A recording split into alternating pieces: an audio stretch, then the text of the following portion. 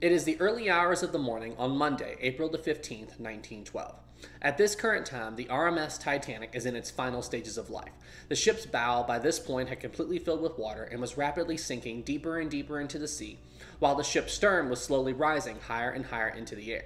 Now, those that were still on board the Titanic at this late stage in the sinking would have known that in just a few short minutes they would be in the water.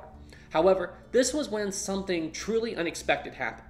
This loud bang was heard coming from somewhere deep within the Titanic, and then, suddenly and without warning, the Titanic's stern fell backwards and came crashing back down into the sea. Once the stern had finished falling and came to rest, she was in roughly the same position that she was in, pre-iceberg impact and pre-sinking, when the Titanic was simply sailing across the Atlantic. Now, it took a few moments for those on the stern to realize what had just happened, but suddenly it dawned on them. The Titanic had just broken into two pieces, and this is why the stern section fell back the way it did. Now, for a few moments, it may have appeared to those on the stern section that they were now safe from being plunged into the freezing cold waters of the North Atlantic. It may have looked to them, for a moment, that the Titanic's stern section, since it broke free of the bow, would not sink. And honestly, I can understand why they would think this. I mean, remember, the Titanic's stern section did have watertight bulkheads, just like the bow section. And, in case you didn't know this, the Titanic's designer, Thomas Andrews, had spoken to a few passengers at one point during the voyage that theoretically the Titanic could be cut into 3 individual sections, and because each of these sections had watertight compartments and bulkheads, each section could float. So honestly, I could forgive those on the stern section for believing that it would float for a brief period. However, any hope of this was quickly lost. A few moments after the breakup was complete, the Titanic's stern section began to flood, and she slowly sank to the bottom of the Atlantic and disappeared from sight at roughly 2:20 a.m.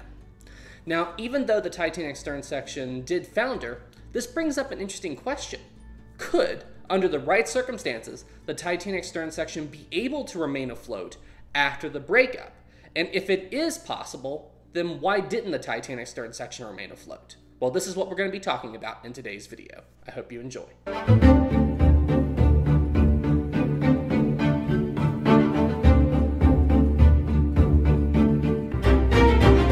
Hey everybody, I have a few real quick announcements that I need to make before we begin the video. I want to let all of you know that there is some new merch available on the Historic Travels merch store, so feel free to go and check that out. And I also want to let all of you know that I did finally create a Minecraft server for the Historic Travels Discord. If you would like to go and check that out, I will have the IP address to the Minecraft server in the description below. We have fun on there, we just hang out, we build, and yeah, it's a lot of fun. I hope you all will join us. Oh, and real quick, I wanted to thank Titanic Honor and Glory for providing some of the sinking animations you're going to see in today's video.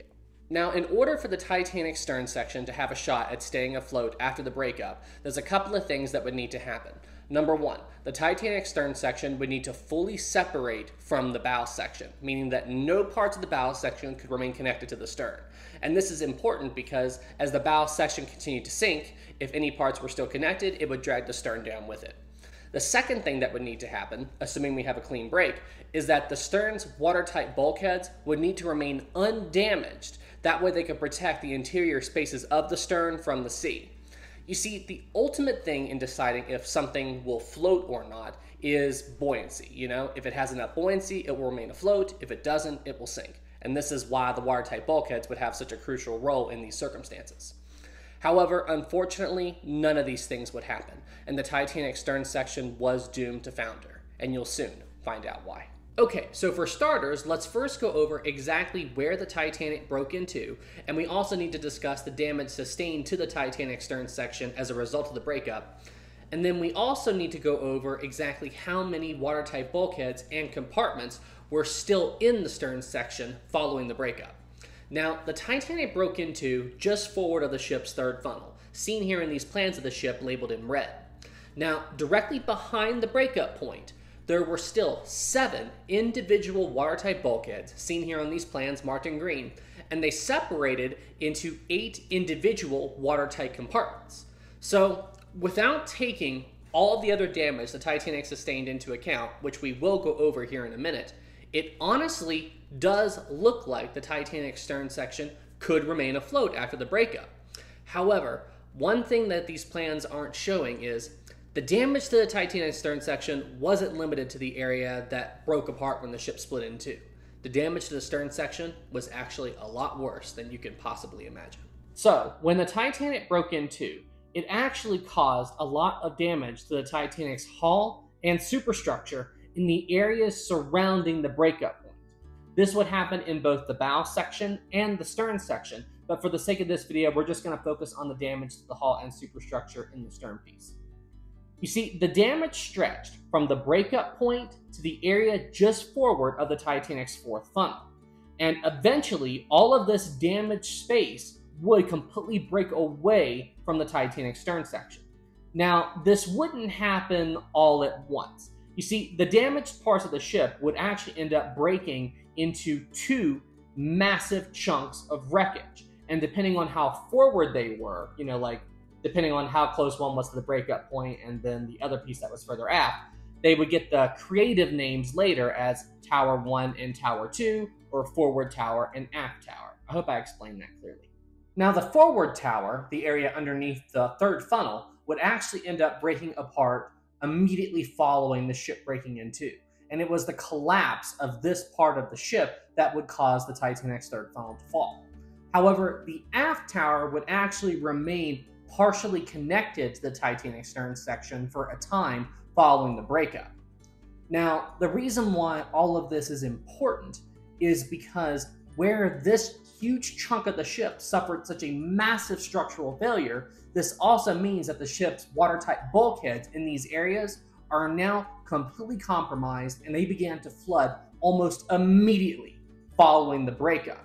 And even though it was only this huge chunk of the Titanic stern section that did fall apart, this also raises the question of, it's highly likely that the watertight bulkheads that were further aft of this massive structural collapse area also suffered massive damage from the ship breaking in two. So it's very likely that many of the watertight bulkheads that are further aft in the stern section are now massively structurally compromised by the breakup. Now, taking all of this damage the Titanic stern section received into account, we can say with almost complete certainty that it would sink eventually following the breakup. However, assuming there had been a clean break between the bow and the stern, it may have taken the stern section a bit more time to sink than what actually happened on the night the Titanic went down. However, unfortunately, it wasn't a clean break, and the bow and stern sections of the ship did not fully separate. You see, when the Titanic broke in two, the break actually traveled from the very top of the ship all the way down to the Titanic's bottommost layer. This part of the ship is known as the double bottom. Now, the double bottom, as the name implies, is the bottom of the Titanic. And the reason why they call it the double bottom is because, you see, the double bottom was another one of the Titanic's key safety features. Now, the double bottom wasn't just used for safety, it actually had a few other purposes, but for the sake of this video, we're just going to focus on the safety feature of it.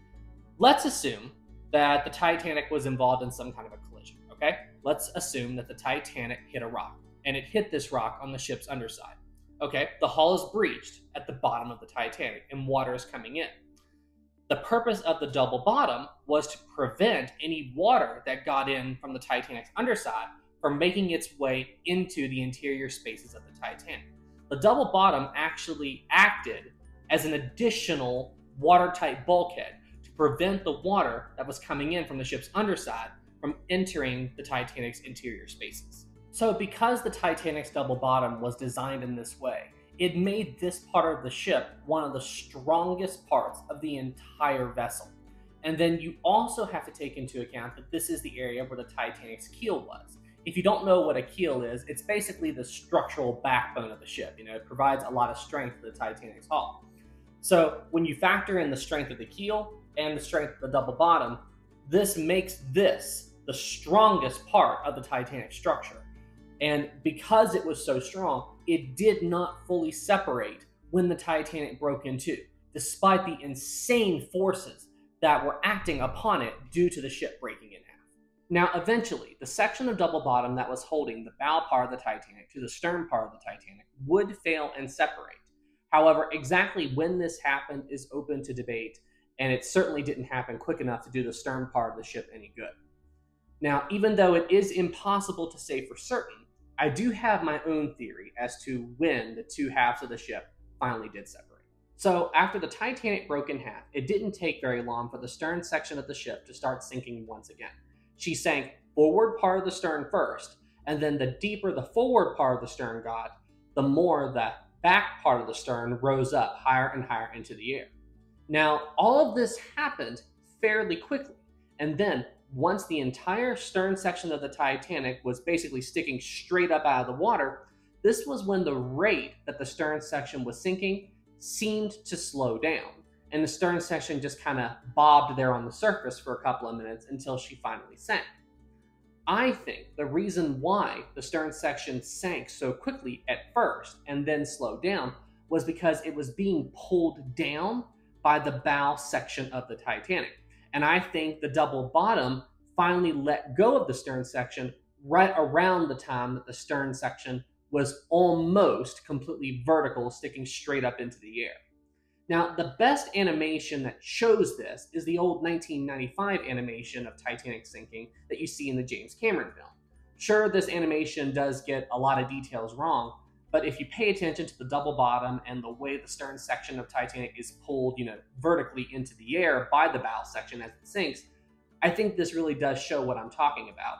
And I think that this animation does show pretty well what probably happened on the night that the Titanic sank.